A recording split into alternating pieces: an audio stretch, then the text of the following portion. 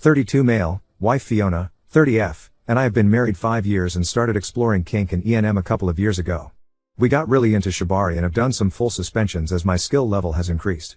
We have some CNC and light sensation play and flogging, but I have never been comfortable with impact play or more extreme pain play. Fiona met Tim 40M at a kink event and they started doing scenes together. At first it was non-sexual, but that changed over time.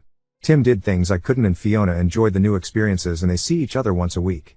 In the 7 months they have been playing together it has gotten more extreme and is not only worrying me but it has affected our relationship and our intimacy. For example, 1. We made plans to go to a kink convention in another city, hotel, pre-registered for a pricey shibari class. We get there and are checking things out when we run into Tim and he just happened to bring her collar. She wanted to show him an exhibit and I reminded her we had a 2 p.m. class to go to. No problem, she said. She missed the class and didn't show up till 7 p.m., still wearing her collar which has a lock on it. He took it off the next morning before he left. 2. The two of us were invited to a pool party and I asked if she could refrain from getting marked up before the party. The Thursday before the party she came home with her breasts and legs heavily bruised. No way a swimsuit could hide those marks. We ended up not going after some heated words. 3. In June, the day after she came back from his house we were cuddling and I tried to finger her on the couch and she was spotting blood and extremely tender. She ended up at the doctor and she had 2 small vaginal tears and a larger one deeper inside that almost needed sutures. The doctor said no sex for 4 weeks and if the bleeding didn't stop they would have to suture it. This caused a major fight when I said she needed to not see Tim for at least 4 weeks or until she healed completely. It was closer to 5 before we could have sex again. Final straw was 2 weeks ago. We had a Vegas getaway planned complete with show tickets to one of her favorite artists. Once again I asked she not have a bunch of bruises before the trip and be able to have some intimate time while we were gone. I don't know if they did it on purpose but she had several marks that would be visible on the trip. I told her the day before the trip I had reached the breaking point and something had to change. I told her I was going to Vegas alone since she had ignored my request. She was mad but didn't argue much and I blocked her number during the trip. In June I put my foot down when she wanted to wear her day collar on one of our date nights. I ended up telling her if she wore it around me I would cut it into little pieces. We have had several discussions about boundaries and how unhappy I've been since at least 3 days a week she doesn't want intimacy due to her sessions with Tim. She has argued that it is all consensual and she enjoys the sessions so much. I have asked that she limit their sessions to every other week and that we see a counselor to work through our/my issues but she refuses to consider it. We never had a veto agreement in our relationship but I am thinking using a veto on Tim. Some friends of mine have discouraged me from giving her an ultimatum like that. I guess I could phrase it like I can't be in a relationship where my feelings and needs are ignored like this either way. As much as it would hurt I can't live this way anymore. If it means splitting up then I am at that point. I know if I draw a line in the sand I have to be prepared to follow through. I just had a talk with my lawyer this morning to go over my options and get a roadmap if I decide this is my only option. I love my wife but this is just tearing me apart. I hope she feels the same and we can fix this. FYI, I have another partner I see 2 to 3 times a month so this isn't a one-sided arrangement. Formatting on my iPad blows. I will clean it up when I get home. Edit, formatting only update 1. Fiona and I had a long talk tonight. She sat and heard me out for the most part. I tried to make it about how I was feeling and what I felt was missing in our relationship. Fiona actually apologized and said she was still very much in love with me and cared a lot about our marriage and would make an effort to be more mindful of my needs and feelings. But, said she would not allow me to dictate the terms of her relationship with Tim as it is also very important to her. I said I couldn't see the 2 relationships being compatible, especially from my point of view. Things went downhill from there. I finally said we needed to separate for a while until we could figure out if we wanted to work on saving the marriage or simply call it quits. I suggested she go stay with a friend or relative while we thought this out. Her response was to call my bluff, saying she wasn't going to let me manipulate her into giving in to my demands. She wasn't leaving and said I had no intention of divorcing her. I told her I had already spoken with an attorney and was deadly serious, which she called BS on. She grabbed some things and went into the guest room and shut the door. Crap will hit the fan tomorrow as I am following instructions from my lawyer. I transferred the money from the checking account into a different account and then called the debit and credit cards in as lost and had them issue new cards with new account numbers. They said it would take 6 to 8 business days for our new cards to arrive.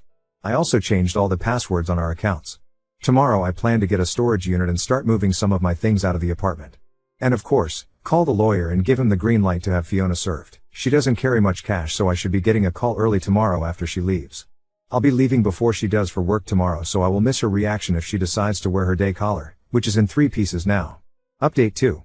Brief recap. My wife of 5 years got into her first BDSM relationship with heavy impact play, something I wasn't comfortable doing, and loved it but it got out of hand and began to bleed over into our relationship. None of my requests or boundaries were listened to and there were several major red flags events that finally became too much for me. Earlier this week we had a long discussion where she heard my concerns and acted like she wanted to try and make things better, but in almost the same breath said that her relationship with Tim Her dom was equally important and she wouldn't let me dictate terms of their relationship. I said I felt the two relationships were not compatible and we should separate for a while to figure out if we wanted to work on saving our marriage or simply call it quits. Her response was to call my bluff in her words and she wasn't going to let me manipulate her into giving in to my demands. She said she wasn't leaving and I had no intention of divorcing her. I told her I was deadly serious and had already talked with a lawyer, which she called BS on. She grabbed some things and shut herself up in the guest room. I reported all our cards as lost and had them frozen and requested cards with new numbers. I also changed the passwords on all our accounts and moved our checking balance to a savings account. There was a substantial amount in the account that I wanted to preserve in case she decided to do something rash. I gave the lawyer a green light to have her served. I also rented a storage unit and moved a lot of my valuables and keepsakes just in case. I had already pulled about $2,000 in cash out to get by until the new cards arrived in about 7 business days. I also took a pair of snips to her day collar and cut it into 3 pieces. She called me from Starbucks asking why none of her cards were working the next morning and I told her what I had done. She said we needed to talk when she got home and I said we had already had a talk but wasn't listening to me. When she got home she saw her day collar sitting on the dining room table in pieces and started going off on me. I let her vent and when she asked if I had anything to say I told her I was tired of having it shoved in my face all the time. While I was telling her off she noticed several things missing around the apartment and I said I had put them in safekeeping for now. I told her she needed to set up a checking account and get her paychecks direct deposit routed there and once she had it set up then I would transfer money from our joint account. She asked what was she supposed to live on till that happened and I said you can ask Tim for a loan since he is your new primary now. Then I said if you need some cash I can give you enough to get by until you get things changed over. I said she wasn't going to run up any more debt on the credit cards and she should apply for one if she thought she couldn't live without one. I said my lawyer said you should get served on Friday and you should look into getting someone to represent you. She grabbed her purse and said you're insane, I can't be here right now and headed towards the door. She stopped halfway and turned around and said she needed gas money. I handed her $100 and she stormed out. She came back in about an hour and said I couldn't do this and we needed to talk. I went through all the red flags again that I had listed in the first post and said I wouldn't live like this anymore. She doesn't want to separate or get a divorce and now wants to get marriage counseling. I said I would do counseling if she stopped seeing Tim until things were settled. She blew up and said I didn't get to make that call and I agreed and said that was her call but I wouldn't entertain counseling while she was still seeing Tim. Thursdays are their normal play night, tonight, and she wanted to go talk with him in person first if she was going to pause their relationship. I put my foot down and said she could do that over the phone and if she went over to his house to go ahead and pack her bags and just stay there. I said if she showed up with a new bruise then we were done, no second chances. We have an appointment with a counselor next week. He is kink friendly and came recommended from several people. I told her counseling doesn't change the divorce decision, and if we are to cohabituate and try to rebuild something I needed to be legally free to walk away if things go bad again. She didn't like this and argued we could maybe work that out in our counseling session. Sorry for the long read. I will see if she is committed to what she says she will do, but it seems like she is only 80% on board and keeps waffling on the details. Maybe when she gets served she will make up her mind. Either way I am staying the course on the divorce, no matter what direction things go. Thanks for everybody's support and advice. She also called Tim and canceled their playdate for tonight and said they were taking a break. We have an appointment with a therapist next week. For now, she is still sleeping in the guest room. Update 3. Tim has reached out to me twice now so I had a decent conversation with him today. I voiced some of my concerns and things I felt he disrespected by doing. He apologized for the incident at the kink event but didn't realize I didn't know he was attending as well. The collar incident was mostly Fiona's idea and he had not intended for her to keep it on all night. He was not aware of the pool party incident but had tried to limit bruising before our trip to Vegas. He seemed remorseful that he had caused so much turmoil in Fiona and my relationship. While he did admit to going too far a few times, he said he had to end several of their sessions because of the lack of Fiona's own limits and that she had only used her safe word once in their relationship. He told me he was afraid she might allow herself to get injured badly if she continued on like she had been. He told me he was not going to see her again for several reasons. He also asked if she would reach out to him so he could explain. Tim rents dungeon space from a local pro-dom, who has a large space that rents to locals. She has suspended his privileges there for 60 days. Not sure if it is related to us or not. I do know the dom and have attended private events there before. Our second counseling session went well. Fiona has her first individual session with a different therapist today. I have been impressed by the effort and attitude she is putting into therapy. Divorce is still on track. Her lawyer met with mine this morning. She is not contesting the divorce and our financials are already separated. Our 401ks were almost equal so there is nothing there to split. Both lawyers think we can expedite things rather quickly. Our lease is up in November and by that time we should know if we plan to continue to cohabitate. Fiona doesn't know yet about my conversation with Tim. She says she hasn't reached out to him, which he confirmed in our talk. We did sleep in the same bed last night and were intimate for the first time in a long while. In the letter she wrote to me from our first session was that she might want a different relationship going forward, possibly a 24/7 DS arrangement, but we are still talking about what that might look like. While this update sounds all happily ever after, I still have a lot of concerns and trust issues. So I went to the event center where our kink event is planned for tonight to help with some setup, and found out details about the dungeon debacle. Tim had assault charges filed against him and police went to the dungeon space to investigate, which disrupted some business the owner was doing there at the time. Tim had a sub file charges against him and has threatened to sue the owner of the dungeon as well. The dom that owns the space suspended his privileges there for 60 days and it will result in a permanent ban if he can't make all this go away. I know there are multiple waivers and consent forms that everyone who enters that space has to sign, so the lawsuit will likely go away. But I'm sure the owner isn't happy about having her business on the police and community's radar. I was inundated with questions last night from people wondering if I was involved due to recent events and my pending divorce. A couple of people even suggested I should reach out to the dungeon owner to voice my opinion on Tim. At any rate, it doesn't appear that our situation was the reason for him losing his privileges and he is just trying to put out fires at this point. Now on to second story. Husband would rather sacrifice me and my daughter than his beloved dogs, leaving me questioning his priorities and our marriage. My husband is watching 2, out of 4, of his parents' golden retrievers during Christmas. So 2 of them are here at our apartment. They are old and sweet and one of them can barely walk. I've always loved his parents' dogs, and I love on them when they are here. The other night, though, he let me know that it is priority that the dogs, well mainly one dog since the other can't get on there, get to sleep on the bed, and I'll either need to sleep on the guest bed or move my legs for the dog. I asked why they couldn't sleep on the guest bed or floor or literally anywhere else. He said because they are used to always sleeping with him. He was single and living with his parents until he met me at age 34, so the dogs slept on his bed highly and were his rock. We got married last February and he left the dogs at his parents'. It's a queen bed and the golden is huge, so he takes up most of it. He also won't move when gently pushed, and like to place himself in the middle of the complete left side of the bed. My husband told me not to make him move or shove him, but to work around him. When I gently laid my leg on top of the dog, he said it was too heavy for the dog. I'm thin and my leg is very light, mind you. My husband hen got to sleep stretched out on his bed. The first morning I woke up on my side wanting to die. The dog's massive weight had contorted the bed in just enough of a way to bend my back backwards and make me think I was literally having a double kidney infection. I must have slept in a semi-back bend position all night. Last night I asked him to switch places with me, and he did so to prove a point. 5 minutes after laying on the gravity-inducing sinking hole of the dog's half of the bed, my husband wails in pain like something sharp had stabbed him in the back. He changed positions, but I insisted he sleep on the dog's side with the dog because I was so sore. Before we went to sleep, I was listening to him whisper sweet nothings to the dogs. I'm not the weird jealous type over dogs. I grew up with 2 Goldens and a Shih Tzu and I truly adore dogs. But he wouldn't even touch me when they are around. They 100% fill his emotional cup. Sometimes we will be out at a restaurant or something and he'll stare off with teary eyes. When I ask what's up, he says he misses his dogs. Multiple times I will ask him what he's in deep thought about, and he says his dogs. I asked him if he wanted to snuggle and he said no. He kept making comments about how he's sad his dogs don't have more room. I've noticed I've had this increasing awareness that he might 100% value his dogs more than me. I explained this away to myself as being logical as we've only been married since February.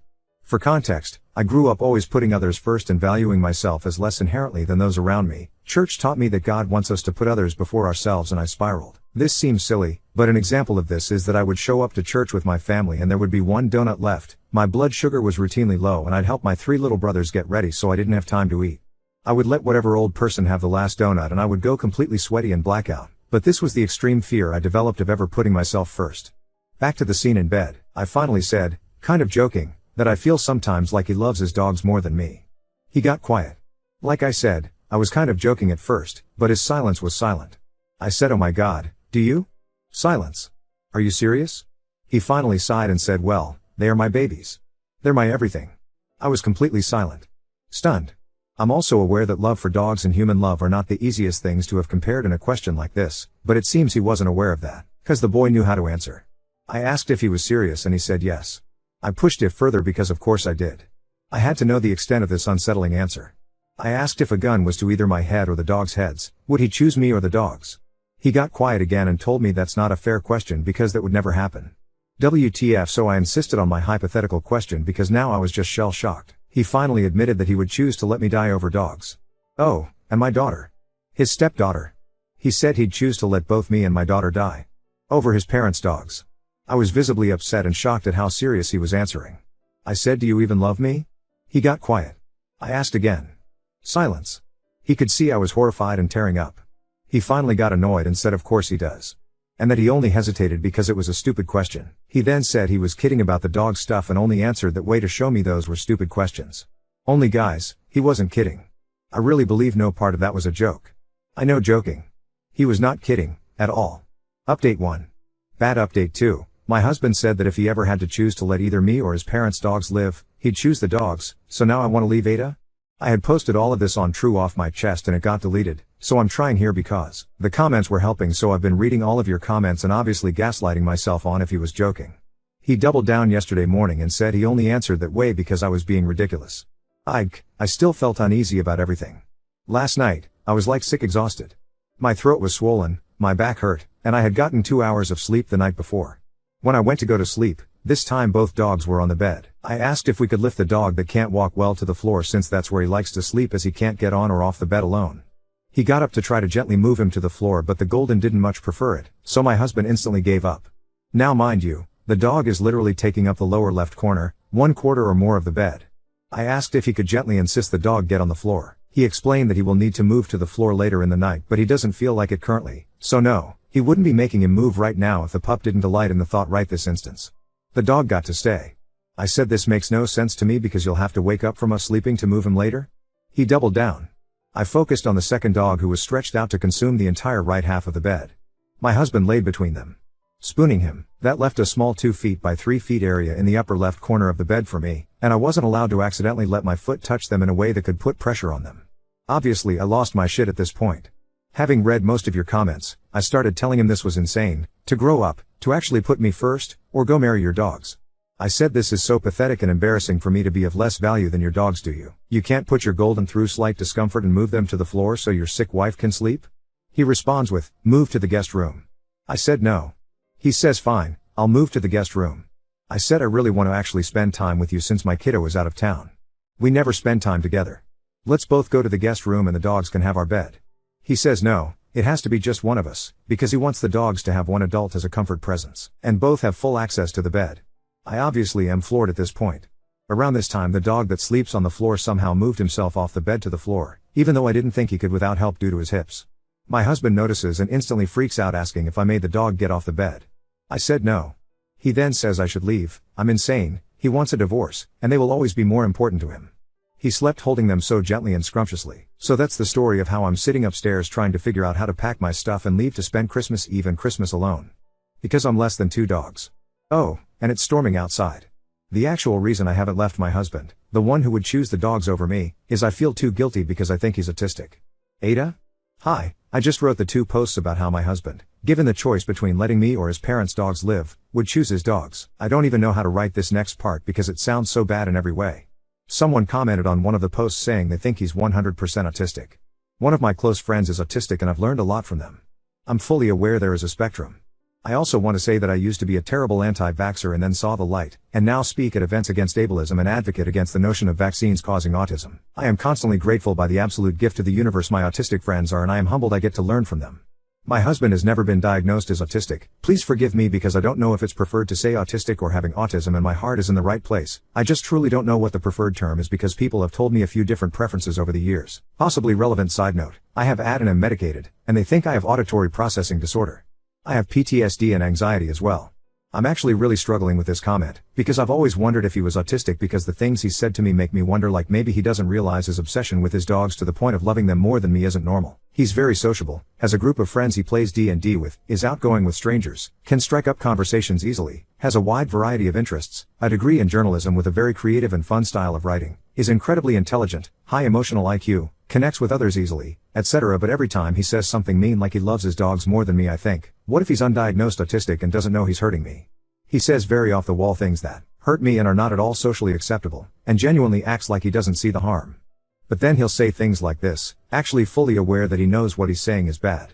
I'm a piece of shit, less intelligent than him, a parasite, infuriating, worthless, everyone can't stand me, no one likes me, I have a peanut for a brain, I'm a ducking idiot, I'm so goddamn stupid, etc. It breaks me. But I stop and think, what if he's autistic and he's projecting feeling like he's inadequate onto me? What if he feels that way about himself and wishes he were neurotypical? And then my heart breaks and I cry. Also, when I tell him he's making me cry, he tells me I cry all the time and that he's just giving me a reason to get it out of the way. I cannot divorce him because I worry he's autistic and can't help the abuse. Today he told me not to be around him because it's impossible for him not to verbally abuse me because I make him have to. At the end of the day I feel sad thinking maybe he feels like a neurodivergent outsider, then wants to feel more neurotypical and therefore projects his feelings onto me to feel better about himself. That breaks me. Whenever I stand up for myself and say no, I'm done, he breaks down and needs me, as if I'm a mother abandoning her child. He spent 34 years of his life at home till we married last year. What if there was enmeshment and that's not his fault? What if he was never mentally allowed to grow up? That also breaks me. I feel so sad for him that I feel like I can't divorce him because he's mentally either been abused through enmeshment, or is insecure due to undiagnosed autism. People keep asking why on earth I won't leave him. I don't want to leave him alone in this possible diagnosis, possible childhood trauma, etc. It also feels so guilty if I walk away. That's why. I do love him, but I love my daughter more and I don't want her thinking this is okay. I know what I need to do and I have to go through with the divorce. My heart is just aching and hurting for him.